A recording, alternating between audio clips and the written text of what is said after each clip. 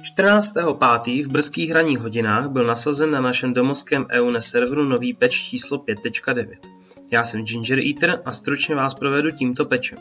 Největší změnou v tomto patchi prošla především Ashe, která dostala velký rework. Ashe i přes absenci jakéhokoliv escapeu byla vždy považována za velmi bezpečného marksmana, a to především díky jejímu unikátnímu kitu, který nabízel obrovský crowd control a kite peel potenci. Tento patch z ní však udělal ještě větší a především bezpečnější monstrum než kdy dřív. Jako první změna, která byla u této šampionky provedena, je na jejím attack speedu, který je však velmi dobře kompenzován na jejím novém Q. Dále byla zvýšená rychlost šípu směrem k cíli. Stará Ashe měla pasivku Focus, která se mimo kombat stakovala na hodnotu 100. Tyto staky odpovídaly procentuální šanci krytu dalšího autoataku.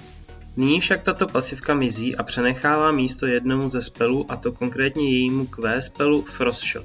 V patchi 5.9 pasivka přejímá název starého Q, tedy Frost Shots. Dříve se Q zapínalo a vypínalo podle potřeby a za každý vystřelený šíp bylo ubráno určité množství many. Nyní již hráč nic nezapíná a Ashe automaticky dává slow na cíl, do kterého trefí autoatak. Aby ale tato mechanika nebyla naprosto zabijácká, Riot se rozhodl Ashe pozměnit šanci na kritický zásah. Ten momentálně nedává dvojnásobný počet poškození, ale pouze 110%, které jdou navyšovat pomocí itemu z Critical Chance.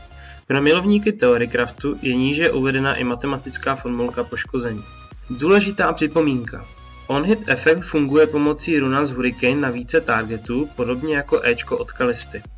To Ashe přidává ještě více CC přinesené do teamfightu, případně peel při odchycení 1v2, když je volley na cooldownu. Touto změnou se otvírá místo pro novou Q abilitu. Ta se nyní nazývá Ranges Focus. Ashe si za každé zpomalení nepřítele přidává jeden stack, který trvá 4 sekundy. Pokud získá 5 stacků, může použít aktivku spelu, kdy za 50 many získá attack speed, zvětší se zpomalení z její pasivky a její autoataky místo jednoho projektilu vystřelí rovnou 5 projektilů rychle za sebou. Tato změna Ashe pomůže být větším hypercarry. Tento attack speed a DPS steroid jí chyběl a nyní společně se svým CC kitem bude jeden z nejsilnějších marksmanů vůbec. Včko zůstává víceméně nezměněné, pouze vystřeluje větší počet šípů. To hráči ocení především při poukování protivníka, který se v minulosti snadno mohl schovat za creepa. Nyní to bude mít těžší. Pokud bude protivník zasažen více šípy, bude mu uděleno poškození pouze z jednoho. Další výhodou Ashe byla schopnost skautit přes své Ečko blízké okolí. Pokud hráč správně mířenými hogshoty kontroloval dění kolem botlinky, tak tím vyvažoval slabou stránku Ashe, a to je náchylnost k gangu od enemy junglera nebo roam z midu. K tomu všemu za úspěšně zabitého creepa získala bonusové goldy. Tento vedlejší příjem však s příchodem patche 5.9 je odstraněn a na oplátku nahrazen dalším stackem hogshotu. Nyní tedy Ashe může používat 2 hogshoty, které se doplňují podobně jako týmovy houbičky nebo Včko u Zairy. Tato změna přinese Ashe větší bezpečí, a to také tím, že Ečko již není závislé na range, ale je globální po celé mapě. Tento fakt může naprosto ovlivnit kompetitivní hraní, protože schopnost odhalit enemy buffy, junglera nebo lane swap je klíčová v každé hře. Necháme se tedy překvapit, co nám scéna ukáže. Nicméně Ashe ztrácí komfort, oblíbený především u začínajících hráčů v podobě bonusových goldů za zabitého miniona. Ultimátka zůstává stejná, avšak momentálně bude aplikovat procentuální slow z pasivky a ne 50% jako před reworkem. Vypadá to, že Ashe se především díky novému steroidu v podobě Qčka dostane zpět na výsluní, nejen v solo queue, ale možná se jí dočkáme i v kompetitivní scéně. Nicméně i přes tento velký buff, který dostala, zůstává velmi náchylná k championům s velkým movementem a celkově se stále nehodí proti týmovým kompozicím s velkou engage potencí, jako jsou například team kompy postavené na Maokaovi, Shivaně, Sechuani nebo asasinech typu Z nebo LeBlanc. Nové Ashe by se toho dalo říct daleko víc, nicméně chtěl jsem udělat rychlý pohled na patch 5.9 a ne Champion Spotlight. Je možné, že k Ashe udělám samostatné video.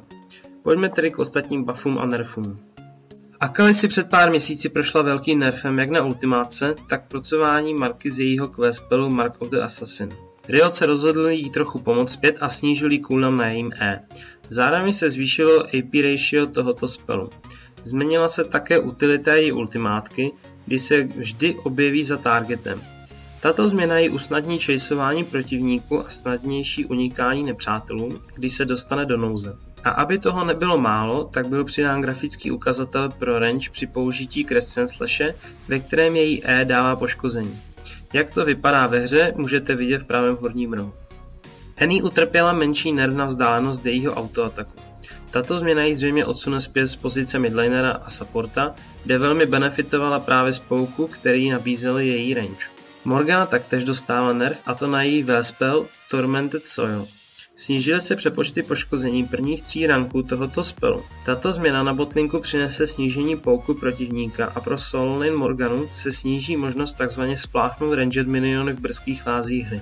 Od toho se odvíjí i složitější mana management, především pro hráče, kteří tohoto čempiona hrají na topu. Nocturne získal buff v podobě zvýšení poškození na prvních rancích jeho E Unspeakable Horror, což ho nyní činí silnějším na level 3 gangu a není již tedy tak moc vázaný pouze na svoji ultimátku v brzkých fázích hry. Velkým zatraceným čempionem je dlouhou dobu Olaf. Tomu bylo přidáno zrychlení na dobu 1 sekundy po použití jeho ultimátní schopnosti Ragnarok. Nicméně si nemyslím, že by tato změna ovlivnila návrat tohoto vikinga zpět na Summoner's Rift. Riven s příchodem tohoto peče získala nerv, a to jak na mobilitě, tak na její ultimátce, která je nyní pomalejší, a tak má oponent větší množství času na zareagování, například flashem nebo použitím Zhonya's Hourglass. Tristana dostává buff, a to především v 1v1 situacích, kdy se zvyšuje damage na její Explosive Charge. Navíc se použití schopnosti zkracuje společně s attack speedem, se kterým je Tristana jako monster late game hypercarry velký kamarád.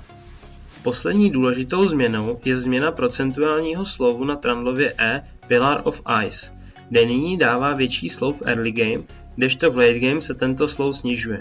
Možná díky této změně uvidíme více Trundle junglerů, kteří by momentálně do tanky mety pasovali. Z itemů se tento patch dotkne pouze enchantmentu Cinderhawk, kdy již nedává 50% bonusové poškození do minionů a jeho damage má změněné přepočty.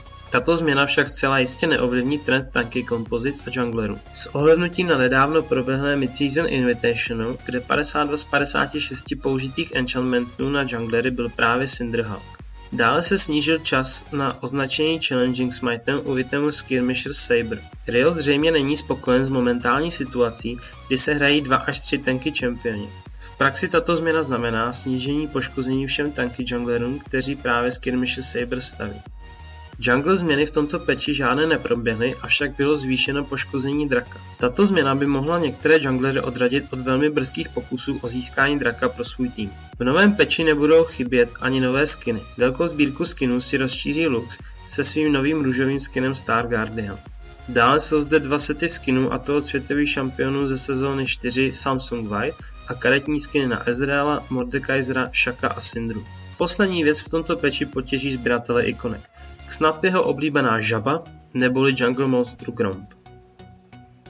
Děkuji, že jste se vydrželi dodívat až tady. Pokusím se těm, co vydrželi, říct pár slov. Toto video bylo ode mne první svého druhu. Díval jsem se po internetu, zdali tento formát už v ČR funguje, a zjistil jsem, že ano. Když jsem však videa otevřel, viděl jsem, jak lidé přečítají patch notes oficiální League of Legends stránky. Chtěl jsem to udělat malinko jinak, graficky upravit a přinést do toho trochu svého názoru. Další pořad, který se tomuto věnoval, byl Poke, jenže ten poslední 2 měsíce nevycházel. Proto toto video. Pokud mi dáte do komentářů nebo na Facebook či Twitter, link v popisu videa, jakoukoliv kritiku nebo radu, budu jen rád. Ještě jednou děkuji za shlédnutí a možná se uvidíme u dalšího videa.